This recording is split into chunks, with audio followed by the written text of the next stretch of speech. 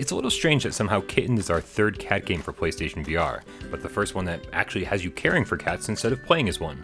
Conrad the kitten was kind of a mess and wasn't exactly sure what kind of game it wanted to be, while Cat Lateral Damage, a silly destruction simulator in non-VR, sadly removed every bit of fun with its PSVR mode. And while Kitten'd is far from perfect, it's a lot of chaotic fun for those who love frantic multitasking challenges.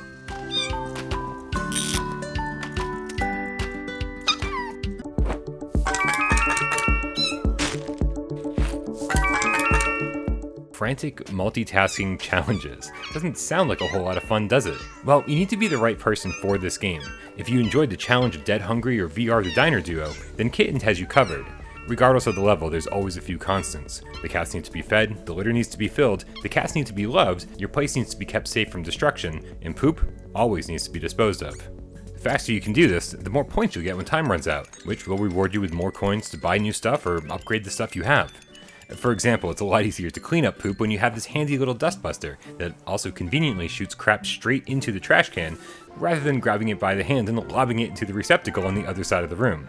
Everything you have, from cat food, spray bottles, and glue guns, can all be upgraded, which should, in theory, make the ever-increasingly difficult levels a bit more manageable. And they do.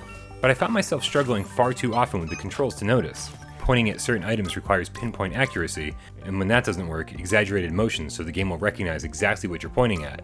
Plus, essentials like kitty litter and cat food have the habit of disappearing at the worst possible times and ending up in random places around the room. When you're already frantically trying to create order from the kitty chaos, it's additional stress and frustration that I'm pretty sure the developers weren't intending.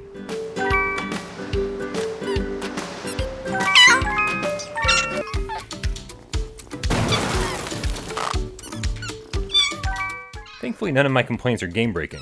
Kitten'd has a high brightness, high contrast look, which gets the job done with a bit of blurriness. The cats are adorable, and the music is upbeat and bouncy enough to keep you playing. And there's just enough levels to justify the $15 price tag. And for any level that you did less than stellar on, is always replayable with your new gear, to make getting those last few coins a bit easier. It might not be the kind of game that you want to play endlessly for hours, but popping in now and again to blast out a few more levels and upgrade a few more of your tools is probably the best way to go.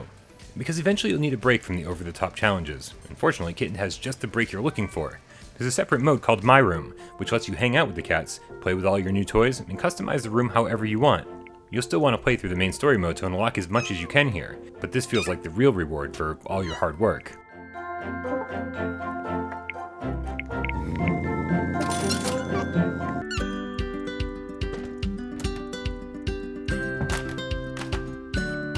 For a guy who runs a PlayStation VR YouTube channel with an odd predilection toward cats, I didn't love Kitten'd as much as I wanted to. But as a budget title with mobile influences, it gets the job done with a good sense of humor that keeps it entertaining during the brief moments when the gameplay isn't.